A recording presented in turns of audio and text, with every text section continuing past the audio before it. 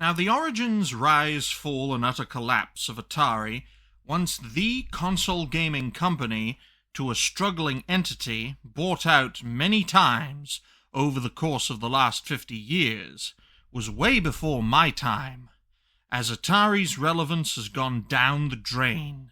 Its legacy was the foundation for the peak of console gaming, a peak that's now come and gone, folks. So let's take a look at what happened to Atari, how gaming's first number one is barely surviving today.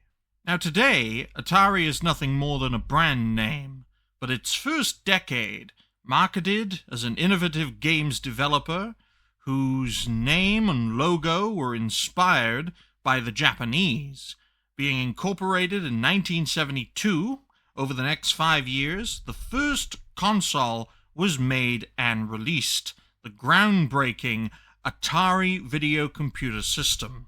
In September of 1977, better known today as the Atari 2600, a rebrand that took place in November of 1982, with this console doing so well that it ignited the console games industry, inspiring third-party games development, most notably from Activision, and encouraged competition from such consoles as the Intellivision and the ColecoVision, to name but a few.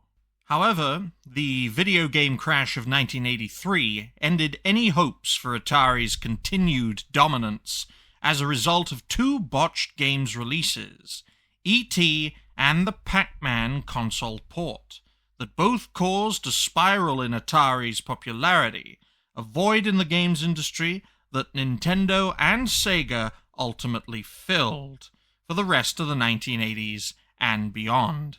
Despite Atari's efforts with the 5200, the 7800, and the Atari Jaguar in the mid-80s and early 90s, 10 years after the video game crash of 1983, it was all falling apart for Atari, with Atari ultimately stepping away from consoles in 1996, after the disaster of the Atari Jaguar.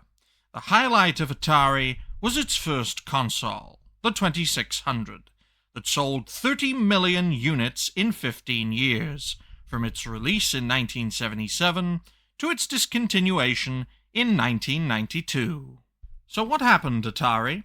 Well, after multiple owners, after the video game crash of 1983, Atari's creative direction was here, there, and everywhere, a mindset that still continues to this day.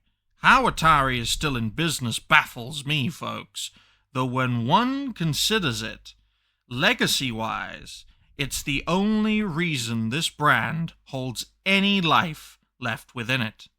From new corporate strategies to Atari token cryptocurrency, crowdfunding campaigns, and a recent return to retro gaming. To me, Atari's problem has been finding its feet in the games industry that it helped to spark and ultimately flourish. It's been over 40 years, and Atari's still struggling to get up. Though where there's life, there is hope that gamers can lead the way to make Atari great again. I am the Dignified Cartoon Gentleman. Thank you, and goodbye. It's the Dignified Cartoon Gentleman.